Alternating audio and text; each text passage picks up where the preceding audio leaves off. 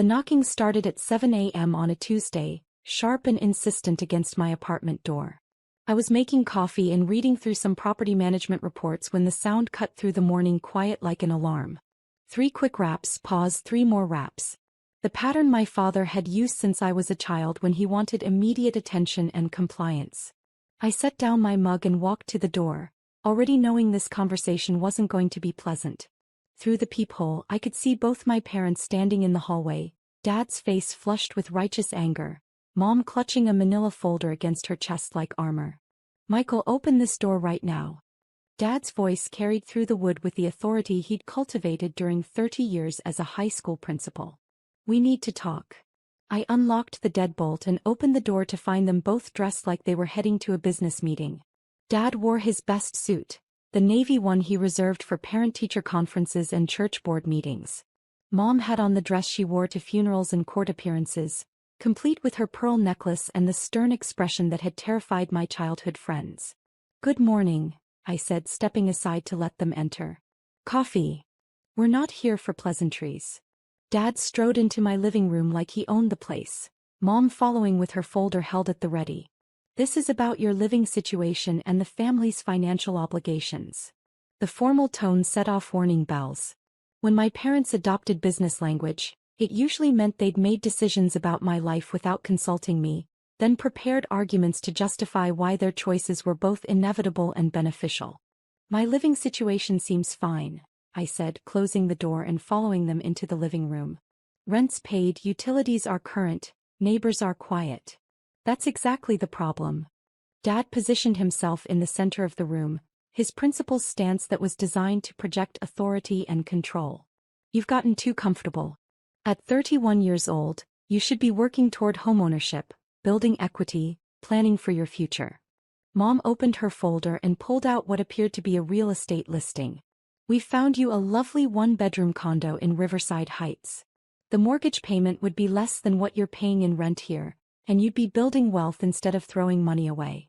The condo listing looked professional, complete with color photos and detailed specifications. They'd clearly spent time researching options and preparing their presentation, which meant this conversation was the culmination of weeks of planning rather than a spontaneous intervention. "I like living here," I said simply. Liking something isn't the same as making smart financial choices. Dad's voice carried the patient condescension he'd perfected during decades of explaining obvious truths to resistant teenagers. "Your mother and I have watched you waste money on rent for 8 years. 8 years, Michael. Do you have any idea how much equity you could have built by now?" Mom consulted her folder like she was referencing official documentation. "We calculated that you've paid approximately $96,000 in rent since you moved out. That money could have gone toward building real wealth through property ownership."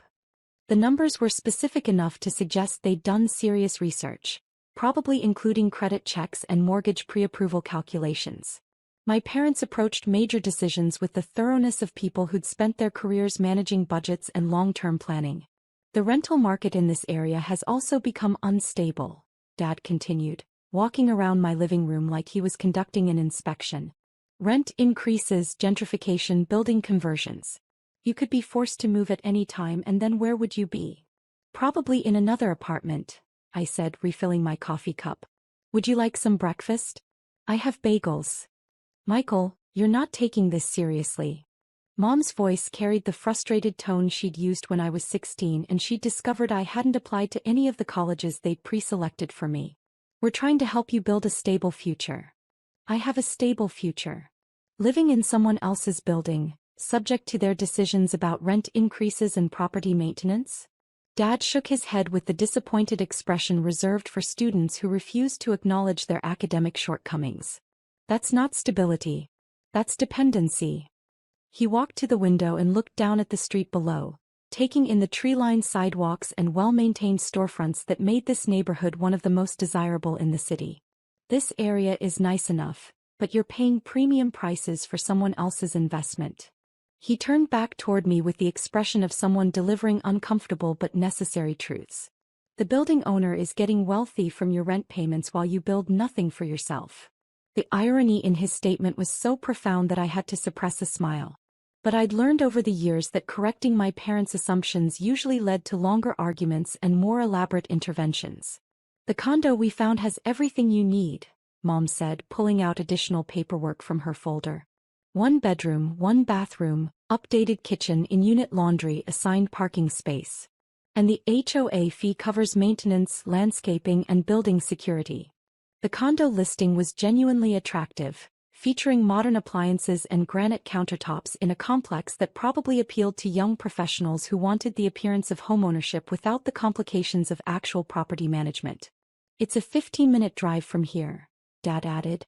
Close enough that you could maintain your current routines while building equity and establishing real roots in the community. Their research was thorough and their arguments were logical, based on conventional wisdom about real estate investment and wealth building that financial advisors had been dispensing for decades. I appreciate the research, but I'm not interested in moving. Not interested or afraid of the commitment?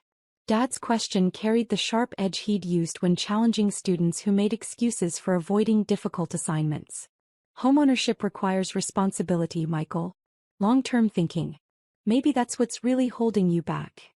The accusation of immaturity was familiar territory, part of a long-running family narrative about my reluctance to embrace adult responsibilities and conventional markers of success.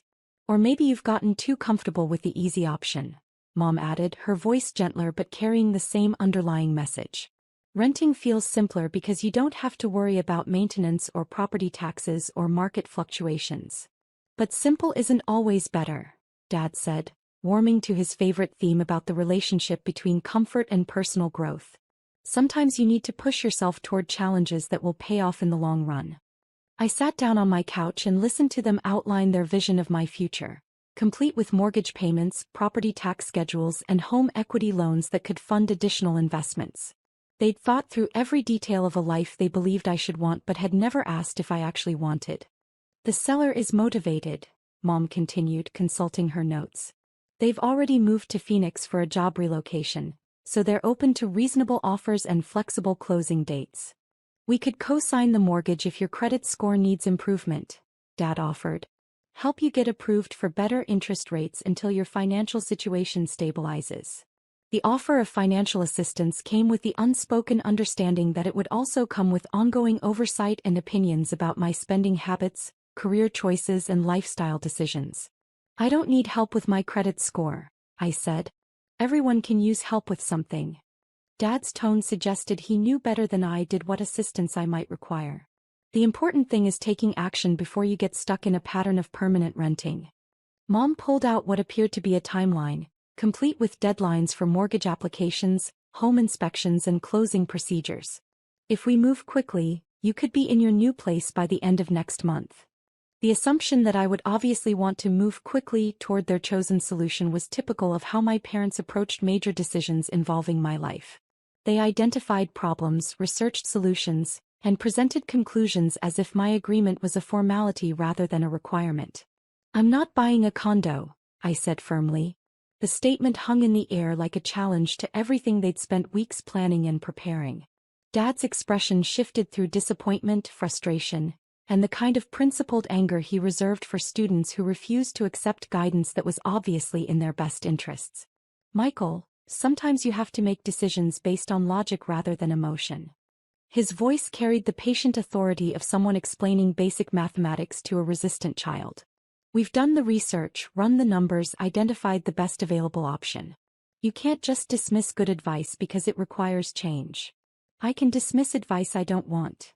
Want isn't the issue here. Mom's voice sharpened with the frustration of someone whose carefully prepared presentation was being rejected without proper consideration. Need is the issue. You need to start building wealth. You need to establish roots. You need to stop throwing away money on rent. What I need is for you to respect my choices about where I live. The conversation had reached the familiar inflection point where my parents' helpful suggestions transformed into demands backed by family authority and emotional pressure. Your choices haven't been particularly wise so far, Dad said, his principal's voice carrying the finality of someone delivering a judgment that couldn't be appealed. 8 years of rent payments with nothing to show for it except canceled checks and a lease agreement that could be terminated at any time. Which is why we're intervening now, Mom added, her folder still full of documentation supporting their position.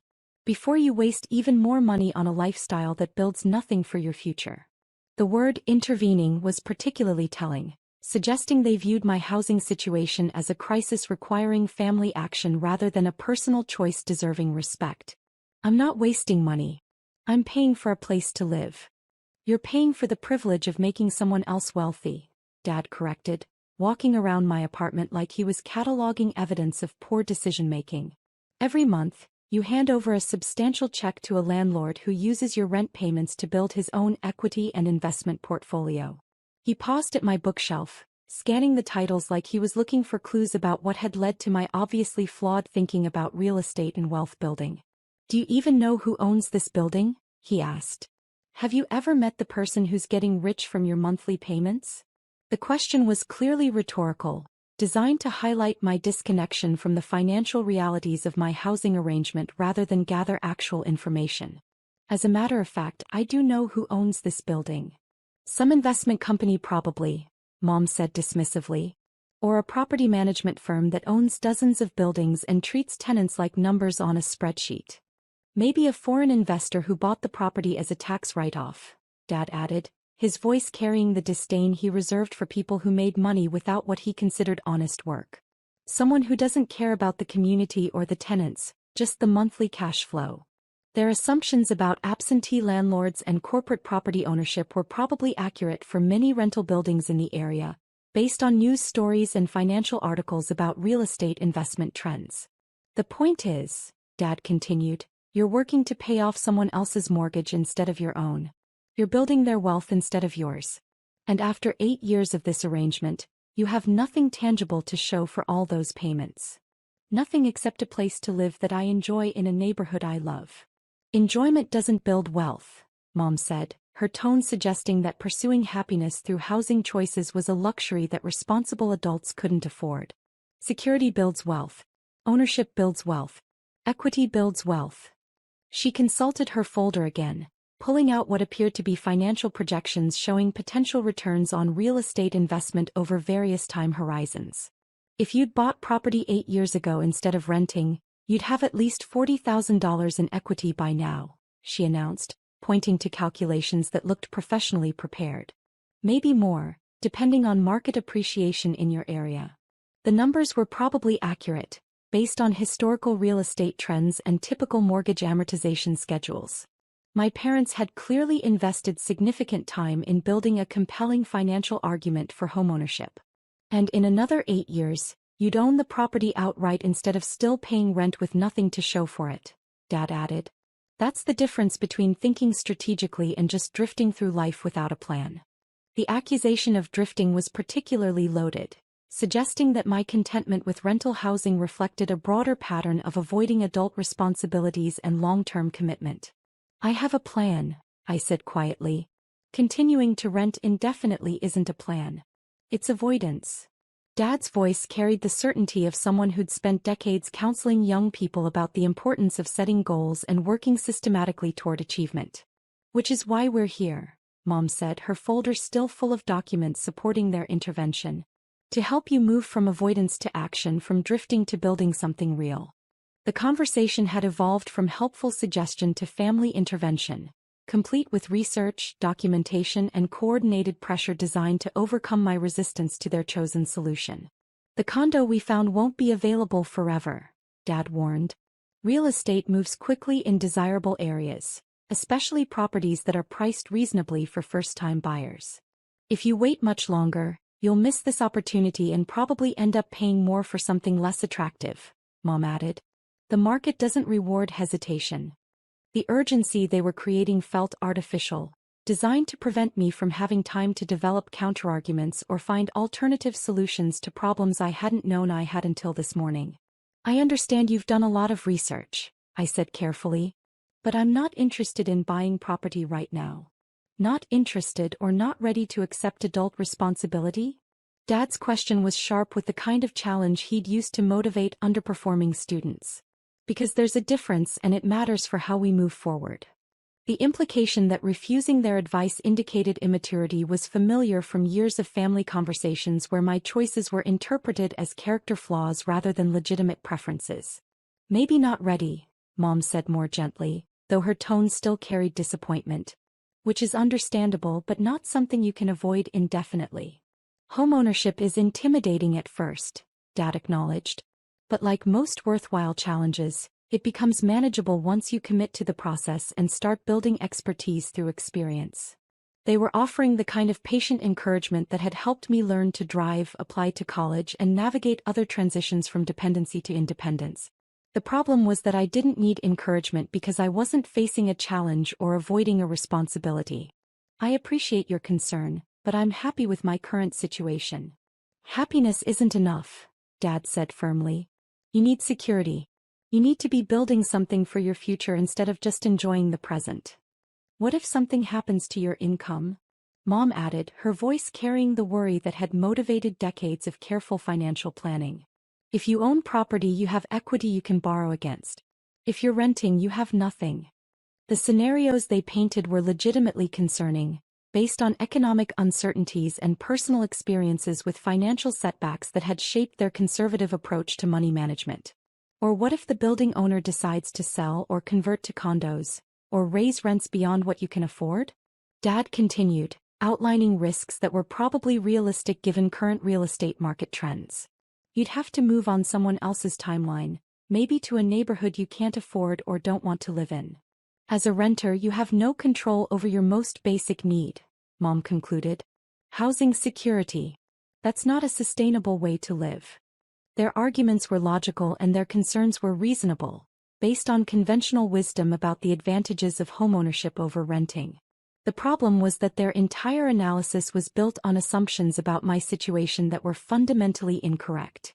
Actually, I said, standing up and walking to my desk, I do have housing security. I pulled out a folder from my desk drawer, one that contained documents far more official and legally binding than anything in Mom's real estate research collection. What kind of security? Dad asked, his tone suggesting skepticism about whatever explanation I was about to offer. The kind that comes with owning the building. The statement landed with the impact of information that recontextualized everything that had happened over the past hour. My parents looked at me with expressions of confusion, as if I'd just claimed something that contradicted basic facts about reality. What do you mean, owning the building? Mom asked slowly. I opened my folder and pulled out the deed, property tax records, and mortgage documentation that established my legal ownership of the 4-story brownstone we were currently sitting in. I bought this building 3 years ago through Meridian Holdings LLC. I handed them the deed, watching their faces as they processed information that made their entire intervention irrelevant. I'm not paying rent to a landlord. I'm paying myself. Dad took the document with hands that weren't quite steady, scanning the legal language that clearly established my ownership of the property they'd been encouraging me to abandon. This is impossible, Mom whispered. You work at the nonprofit. Your salary isn't enough to buy a building like this. The nonprofit salary covers my living expenses, I explained. The building generates rental income from the other 3 units that more than covers the mortgage, taxes, and maintenance. The financial dynamics of my situation were apparently completely different from what they'd assumed during their weeks of research and planning. But you never said anything, Dad said, his voice carrying the bewilderment of someone whose fundamental assumptions about my life had just been proven completely wrong. We thought you were struggling with rent payments, making poor financial choices. You thought what you wanted to think because it supported your narrative about my irresponsibility. Mom was studying the property tax records with the careful attention she'd once devoted to reviewing my report cards. Michael, this building is worth. This says it's assessed at $1.2 million. Market value is probably closer to $1.8 million now, I said matter-of-factly. Real estate appreciation has been strong in this neighborhood over the past few years. The numbers seem to hit them like physical blows, each figure contradicting months of assumptions about my financial situation and need for their guidance. Where did you get the money for a down payment? Dad asked, his principles training evident in the way he was trying to piece together facts that didn't match his existing understanding of my resources. I saved it from my previous job in finance, before I decided I wanted to do nonprofit work. I retrieved additional documents from my folder. The building was a foreclosure property that needed renovation work, so I got it below market value. You worked in finance? Mom's voice carried the same confusion she might have shown if I'd announced I'd once been a professional athlete or foreign diplomat. For 6 years, right after college. Investment banking, then private equity. I handed her my old business cards from Goldman Sachs and Blackstone, tangible proof of a career history they'd apparently never known about.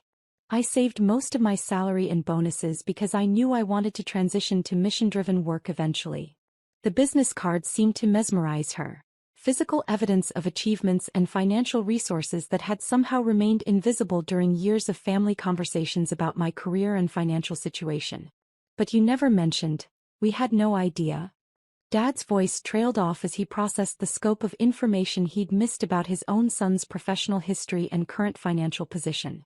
You never asked about my work history. You just assumed I'd always been struggling because I chose non-profit work over higher-paying careers. The assumption had probably seemed reasonable to them, based on stereotypes about non-profit salaries and their observations of my modest lifestyle choices. Michael, Mom said slowly, if you own this building, why do you live so simply? Why don't you have a car or expensive furniture or any of the things wealthy people usually buy? Because I don't need those things to be happy. And because keeping my expenses low maximizes the passive income from the building. The concept of choosing simplicity despite having resources seemed to be as foreign to them as the revelation of my property ownership. But people will think, your lifestyle suggests. Mom struggled to articulate concerns about social perceptions and status signaling that had apparently motivated decades of advice about my choices. People will think I'm content with what I have instead of constantly pursuing more expensive signals of success. Dad was still studying the property documents, his expression shifting between bewilderment and what looked like the beginning of anger. Why didn't you tell us? He asked finally. Why let us worry about your financial future if you're actually wealthy? Because every time I tried to explain that I was fine, you interpreted it as denial or immaturity. I gestured toward Mom's folder of condo listings and mortgage pre-approval letters. Like today when you arrived with a complete plan for reorganizing my life based on assumptions you never verified. The truth of this observation seemed to register, though not in ways that suggested they were ready to acknowledge the pattern.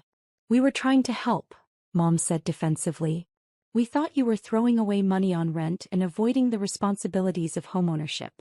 You were trying to fix problems I didn't have based on information you never gathered. The conversation was interrupted by Dad's phone ringing. He looked at the caller ID with an expression that suggested whoever was calling wasn't someone he wanted to speak with at the moment. It's your Uncle Jerry, he told Mom. He's probably calling about the eviction notice. The words hung in the air like an admission of something they'd hoped to avoid discussing. What eviction notice? I asked. Mom and Dad exchanged the kind of look that passes between people who've been caught in something they'd hoped to keep secret. Well, Dad said slowly, we may have been a bit more proactive in our approach to helping you make this transition. Proactive how? Mom opened her folder and pulled out a document that looked official and threatening, complete with legal letterhead and language about tenant rights and eviction procedures.